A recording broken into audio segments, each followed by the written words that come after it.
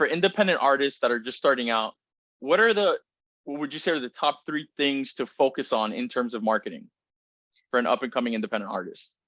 Yeah, man. I would say first thing is quality.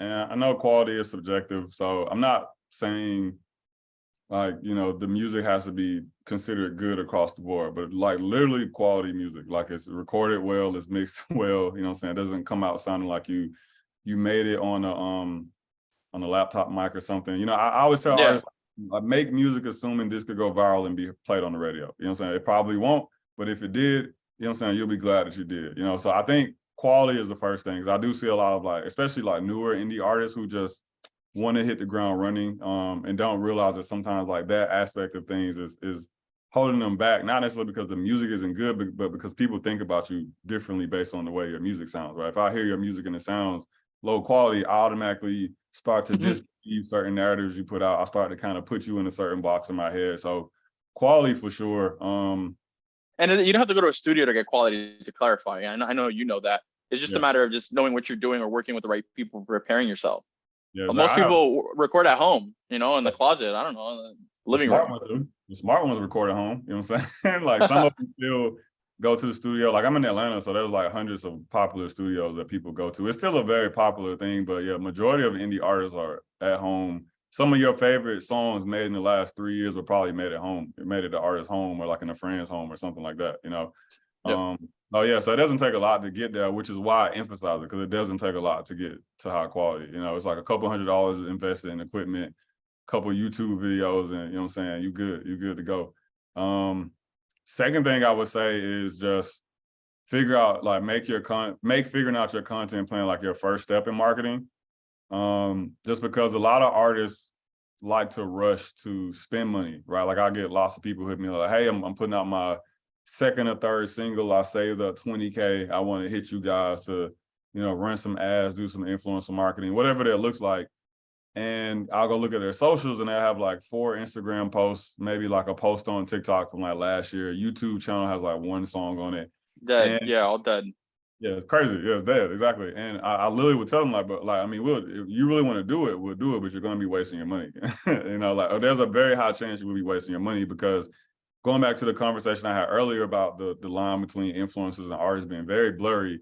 If I'm a person coming through paid and I come to these different channels and you're not being active, one, it feels like you're not meeting me halfway, because as the consumer, like, this is where I want to be. I want to be on TikTok. I want to be on Instagram. I want to be on YouTube. And you're not even willing to put the work in to meet me in the middle and be where I want you to be, right? So it almost feels like a big like middle finger to the fan or the potential fan, right? The fact that you're not doing it.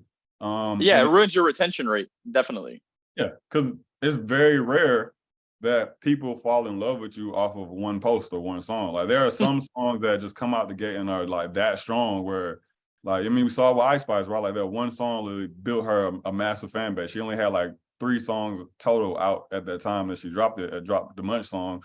So, but you see like 1 or 2 of these anomalies every year, but the vast majority of artists, it takes hitting the ball a couple of times before they finally get their home run. You know what I'm saying? Yeah. It's like I look at content no differently than an artist building their music catalog, right? Like they release songs knowing that each of these songs starts to make the momentum trend upward. And then they also know that every song is another shot at that home run. Content is the exact same way. You're building a content catalog so that when person B that found you through an Instagram ad goes back to your Instagram page, they have a whole whole catalog to go through to learn who you are, learn more about what you stand for, find other things that they like about you, whether they be musically or personality based. And it's like, if you don't have those things out there, you're literally taking the experience away from the consumer. And that experience is very important to the consumer, because every music fan likes to feel like they, 1, discover the person, and then 2, they like to feel like there are these elements that they're bonding with or connecting with the artists around. Even though some will say it's all about the music, there's usually at least 2 or 3 other little things about their artists that makes you attracted to them. You know what I'm saying? Whether that be y'all have similar interests, or they care about certain things you care about, or they dress a certain way that you want to dress. So like all these like small things that add up and then also coincide with the music, right? So content, I'm always pushing most artists to start with content, especially if you don't have at least like 10 to 20K to spend loosely. You know what I'm saying? I mean, like, loosely as in like if you spent this money, like you would be okay. You know what I'm saying? Like your life would be perfectly fine. Yeah, Which like is you're not expected to make it back right away, and if you don't make it back, you're not gonna fall apart. yeah, exactly. Which is like a very small percentage of artists in general, not even just new artists, just artists in general. You know what I'm saying? It's a very Yeah, small percentage of those. So, you know, I've seen so many artists just like launch careers and get millions of streams with this. You know what I'm saying? It's just a phone. Like there's lots of great examples today yeah, of artists who are able to build and maintain and garner the same amount of attention as like a 10K, 100K, sometimes $1 million advertising campaign or marketing campaign with just like some videos they made on their phone or just some content they made and put on YouTube and TikTok and Instagram, right? So I always push artists to start there, like make sure the music is quality and then develop a content plan. 2 or 3 platforms that you plan to learn extensively and work for at least a year straight, you know what I'm saying? A year to 2 years straight, consistently.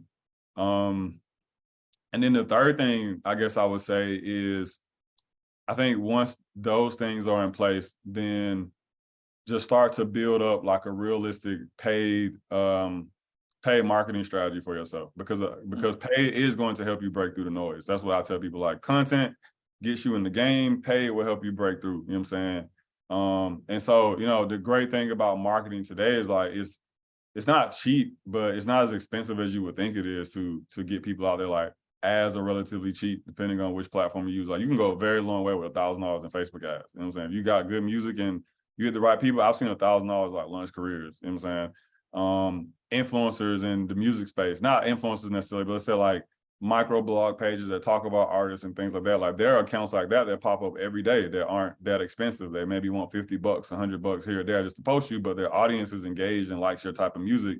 And right. you can build a really comprehensive plan that just beats you in their audience's face, you know what I'm saying, and get really good results for a couple hundred to a couple $1,000s. So, you know, I think that like once the music is good or good quality at least, and you know, you have a content rhythm for yourself, the next step is figuring out like what is my budget? What could I spend every month that won't hurt me or put me out of business or put me homeless on the street?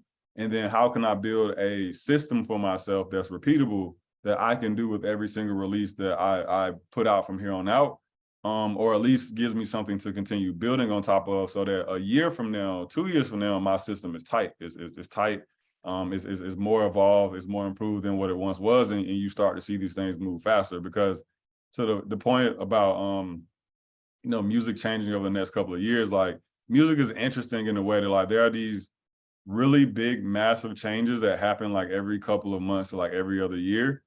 And it'll kind of shake the foundation of what people in the music traditionally know it to be. But then once you kind of get away from that thing, everything else is still pretty much exactly the same. You know what I'm saying? So it's not like, you know, it's like I've been running Instagram ads for 5 years and they've been working for me for the last 5 years. So I have a 5-year head start on the person that just learned that Instagram ads work from this interview. You know what I'm saying? Right. You know, or the page thing, like I was getting my artists posted on music pages in 2017, 2018. You fast forward to 2023, and that's still a very popular strategy in music. So I think artists have to give themselves room to not only evolve artistically, which a lot of themselves do, and if you talk to them, will want that, but also give themselves room to grow, you know what I'm saying, infrastructurally, right? Like the things that they're implementing to actually grow themselves, because it's like, you know, if you're an artist with a $500 a month budget, your marketing campaign is going to look massively different than you 3 years from now with a $5K a month budget, you know what I'm saying, that you have to work with. Yeah. But a lot of the fundamental stuff will be exactly the same.